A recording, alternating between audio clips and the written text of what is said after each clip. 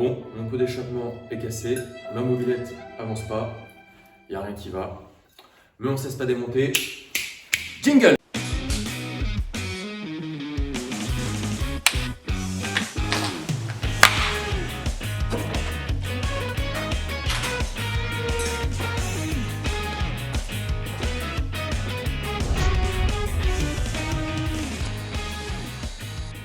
Bon, vous avez vu, mon pot d'échappement a cassé au bout de 13 km. C'est de la merde. Mais c'est de la merde! C'est un pot Polini Country que j'avais acheté, pas donné, 139 balles. Et je l'avais choisi parce qu'en fait, je pouvais garder les pédales, c'était important pour moi. Et il avait un look que j'aimais bien, un petit look origine, j'aimais bien sa forme. Et franchement, au début, quand je l'ai installé, j'étais super surpris. J'ai eu un bon gain de vitesse de pointe, je suis passé de 45 à 55, Waouh! rien qu'en le posant, donc franchement, j'étais content. Mais ouais, genre, d'un coup, il a pété comme ça, genre, sans prévenir. Je suis carrément deg. Évidemment, j'ai tout de suite contacté les équipes VSX chez qui je l'avais acheté. Super activité, comme d'hab. Alors, à savoir que c'est pas à VSX de fournir des contrôles qualité sur tous les produits qu'ils vendent. Eux, c'est des commerçants. C'est aux marques, en fait, c'est à Polini de fournir des produits qui ont un bon contrôle qualité. Là, clairement, c'était pas le cas. Et en fait, ils m'ont répondu, VSX, que si le pot n'était pas installé par un professionnel avec facture à l'appui, Polini ne prenait pas en charge les retours. Non. Bon, là, franchement, clairement, encore plus dégoûté de Polini, une marque, franchement, avec cette renommée, ça fait un peu chier. Parce qu'on va pas se mentir, à l'heure actuelle, personne ne fait installer ses pots mobilettes par des professionnels. Et d'ailleurs, je vais voir un professionnel comme ça et je lui montre mon pot d'échappement mobilette, il va me dire bah, mon coco, t'es bien gentil, mais ça m'intéresse pas trop, moi. Donc bon, je me retrouve avec un pot sur les bras, je sais pas si je vais le faire ressouder, je sais pas trop. Mais ouais, clairement dégoûté. N'hésitez pas à regarder ma précédente vidéo où je le monte et dites-moi si il y a un truc que j'ai mal fait. Franchement, je me suis bien appliqué, mais peut-être que je loupe un truc, je sais pas, alors n'hésitez pas à me dire. Bon voilà, j'ai réinstallé le pot d'échappement d'origine. Alors c'est bien, ça fait pas beaucoup de bruit. Par contre, déjà que j'avançais pas beaucoup avec le pot Polini Country, j'étais sur des pointes à 55 km/h, certes avec une bonne accélération, mais bon, on se faisait un peu chier. Bah là, je plafonne à 45 net tout pile, pas au-dessus. Donc ça fait un peu chier quand on sait qu'il y a un carbu de 15, une pile travaillée, déclapée par ma kit, un kit 50. Voilà, ça fait un peu chier d'obtenir ce genre de résultat en ayant changé autant de pièces. Mais dis-moi, Jamy, comment ça se fait que ta brelle, elle n'avance pas avec toutes les pièces que t'as changées dedans? C'est un peu con, non? Alors, c'est une très bonne question ça. Pourquoi ma mobilette elle avance pas? Dans le cas présent, je pense que l'on est freiné par le rapport de transmission. Qu'est-ce que c'est? C'est la démultiplication qui permet à la roue de tourner à une vitesse différente de celle du moteur. On la calcule en divisant le nombre de dents sur la couronne de sortie par le nombre de dents sur le pignon d'entrée. Donc sur la partie uniquement chaîne, on va faire 44 divisé par 11 dans mon cas. Ça nous donne un rapport de transmission de 4, ce qui veut dire que le pignon doit faire 4 tours pour que la roue arrière, elle, n'en fasse qu'un. Je vais vous montrer ça tout de suite. Alors, on va utiliser ce repère-là pour la roue, ce repère-là pour le plateau. On va faire un tour de plateau, 2 tours de plateau, 3 tours et 4 tours. Et on voit que notre roue est revenue au point de départ. Mais sur une mobilette, on a deux transmissions, une primaire par courroie et une secondaire par chaîne. Donc pour avoir le rapport de transmission global, on va multiplier nos deux rapports de transmission. Pour la partie courroie, étant donné qu'on n'a pas de dents à compter, on va tout simplement mesurer la circonférence de contact de la courroie. Ce qui nous donne un rapport de transmission global de 15. Le moteur doit faire 15 tours pour que la roue arrière, elle, n'en fasse qu'un. Et je vous illustre ça, encore une fois, tout de suite. Et maintenant, pour la transmission globale, on voit le petit marqueur qui est en dessous sur la cloche d'embrayage. Donc, 1, 2, 3, 4, 5, 6, 7, 8, 9, 10, 11, 12, 13, 14, et enfin, on voit presque 15. Plus le rapport de transmission est faible, plus la vitesse de la roue se rapproche de celle du moteur. A l'inverse, plus il est élevé, moins la roue tourne vite. Donc, un rapport de transmission faible favorisera les vitesses de pointe, tandis qu'un rapport de transmission élevé, lui, favorisera plutôt l'accélération. Si on veut donc pouvoir bénéficier à la fois d'une bonne accélération et d'une bonne vitesse de pointe, il faut être en mesure de pouvoir changer ce rapport de transmission tout en roulant. Sur une voiture, c'est la boîte de vitesse qui fait office de changement de rapport de transmission. Sur un vélo, c'est le plateau et le dérailleur. En revanche, moi, sur ma mobilette, le rapport de transmission est fixe, complètement figé, car elle ne dispose pas d'une option qui était proposée à l'époque, qui s'appelle le variateur. Alors, le variateur, qu'est-ce que c'est? Je vous montre ça tout de suite. Donc là, on a le fameux variateur. Alors, je vais essayer de vous montrer d'un peu plus près, comme ça. En fait, on voit qu'on a une joue fixe, une joue mobile, et qui vient se refermer. Donc, plus le variateur va tourner vite, donc plus le moteur va tourner vite, plus cette partie-là va se resserrer. Grâce, hop, on les voit ici, je vais vous les montrer comme ça, grâce aux petits galets qui sont dedans. Par force centrifuge, ils vont venir s'écarter et donc refermer la joue mobile. À quoi ça nous sert ça? En fait, pour faire une analogie, ça nous sert tout simplement à passer des vitesses. Comme en voiture, en fait, vous allez venir changer votre rapport de transmission entre la première, la seconde, la troisième, la quatrième, en fonction de votre régime moteur. Et bien là, ça va le faire de manière automatique et linéaire. Là, comme ça, on le voit bien. On est sur l'ouverture maximale, la courroie est sur une toute petite plage. Et lorsque le variateur vient se refermer, la courroie est sur sa plage maximum.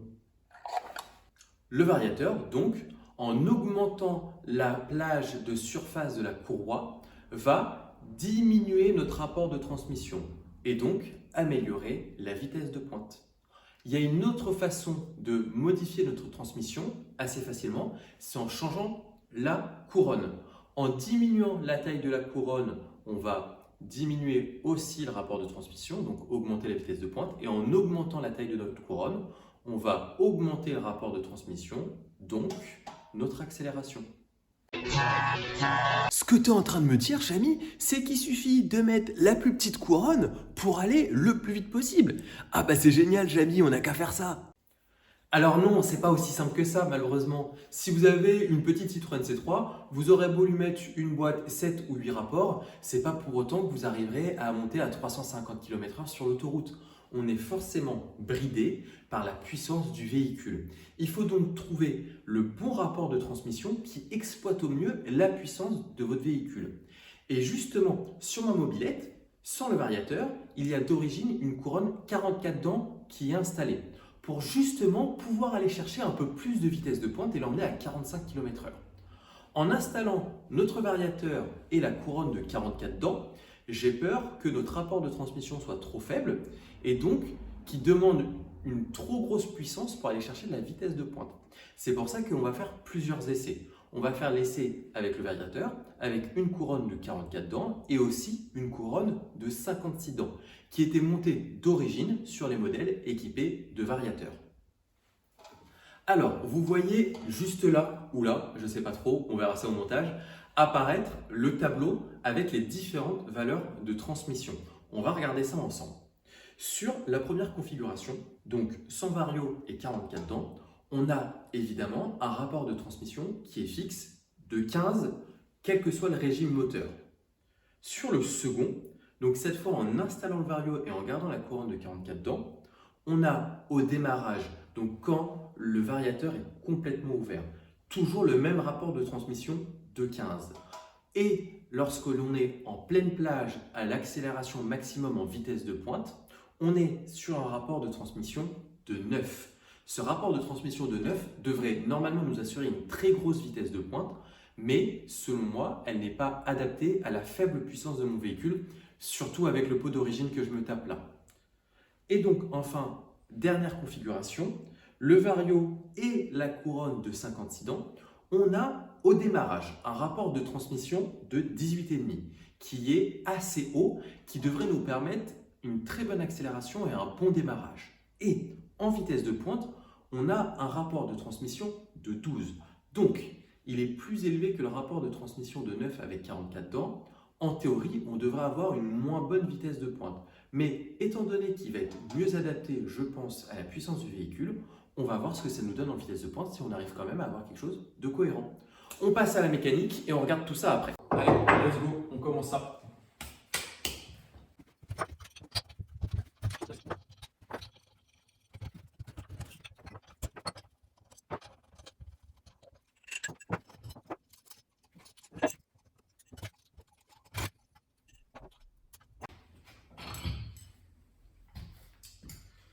Et voilà, on a notre ensemble embrayage poulie fixe qui est enlevé.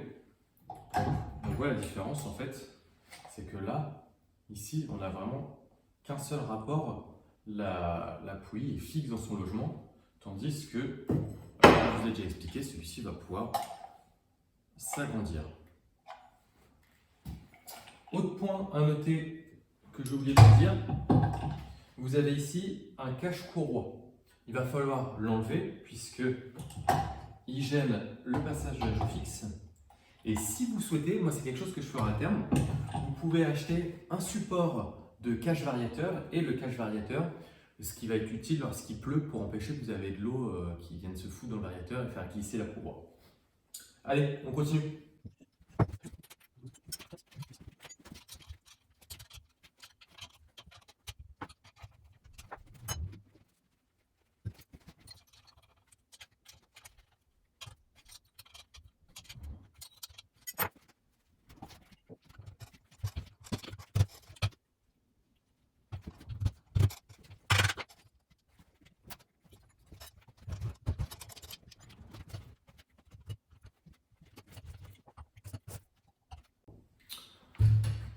Donc là, je suis confronté à un problème assez fréquent lorsque l'on change de variateur, à savoir l'alignement courroie. Donc, pour que tout fonctionne bien, il faut que la courroie soit parfaitement alignée dans son axe, ainsi que la chaîne. Là, eh bien, ce n'est pas le cas.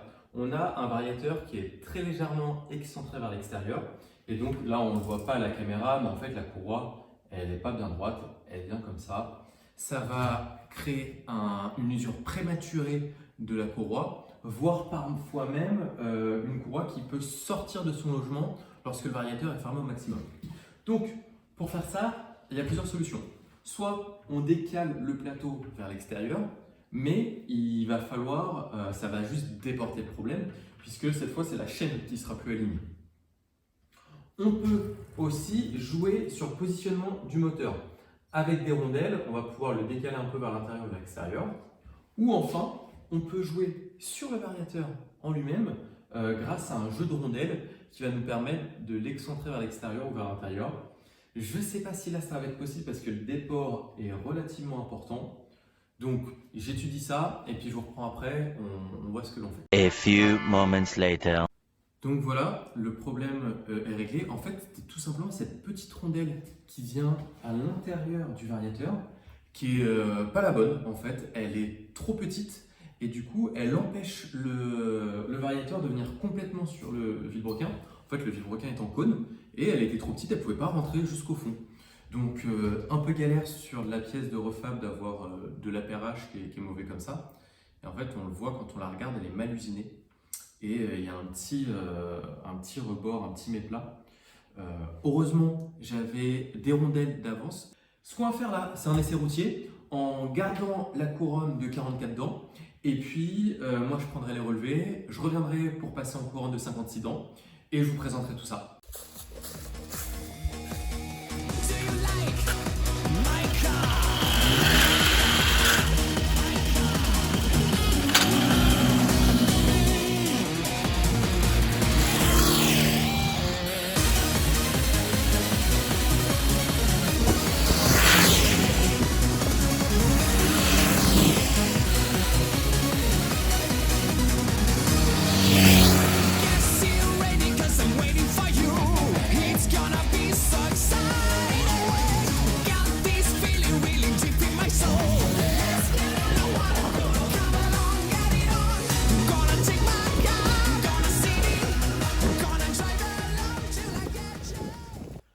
Bon, ça y est, on se retrouve après cette petite balade.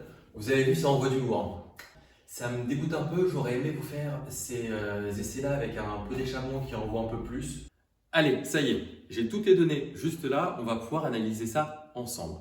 Sur la première courbe, en bleu, on a une configuration sans variateur avec 44 dents pour un rapport de transmission fixe de 15.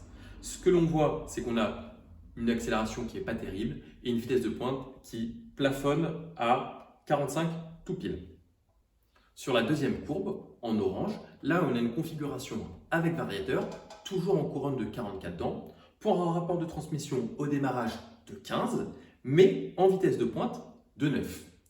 On a donc une accélération qui est très similaire à la courbe bleue, c'est normal, on a le même rapport, et une vitesse de pointe qui est plus importante, qui est de 55 km/h.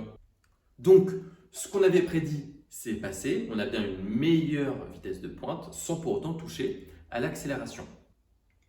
Enfin, sur la dernière courbe, en gris, celle qui nous intéresse le plus, j'ai une configuration avec variateur, une couronne de 56 dents installée pour un rapport de transmission au démarrage de 18,5 et en vitesse de pointe de 12. Ce rapport de 18,5 nous permet, on le voit, une très bonne accélération, bien mieux que le rapport de 15, et en vitesse de pointe, ce qui est assez étonnant, c'est que malgré un rapport de transmission de 12 contre 9, on a une vitesse de pointe qui est à peu près la même. On a à peu près 55 km/h de vitesse de pointe, ce qui est la même chose que la configuration précédente, car ce rapport-là exploite bien mieux la puissance véritable de ma mobilette. Bon, j'espère que ces explications ont été assez claires pour vous. Si jamais vous avez des questions, n'hésitez pas à les poser en commentaire, j'y répondrai. Là, franchement, on n'est pas tip-top sur les résultats. Je pensais honnêtement avoir plus de vitesse. C'est toujours pas ça. Après, l'accélération, honnêtement, elle n'est pas désagréable. On a un bon petit couple. Mais franchement, ce qu'on voit, c'est que le pot d'échappement nous bride énormément. Il bride beaucoup trop la sortie des gaz et la montée en régime du moteur. Donc ce qu'on va voir lors de la prochaine vidéo, c'est l'incidence des pots d'échappement sur le fonctionnement des moteurs. On va essayer plusieurs configurations, je pense que ça peut être assez intéressant. Donc si vous voulez voir ça, n'hésitez pas à vous abonner. Moi franchement, je suis en pleine création de la chaîne, donc tout ce qui est abonnement, like, commentaire, partage, ça va vraiment m'aider à construire cette chaîne et pouvoir vous faire de plus en plus de vidéos. J'ai plein d'idées en tête. Donc ça me ferait super plaisir. Et puis d'ici là, je vous dis bye bye et puis à la prochaine. Allez, salut!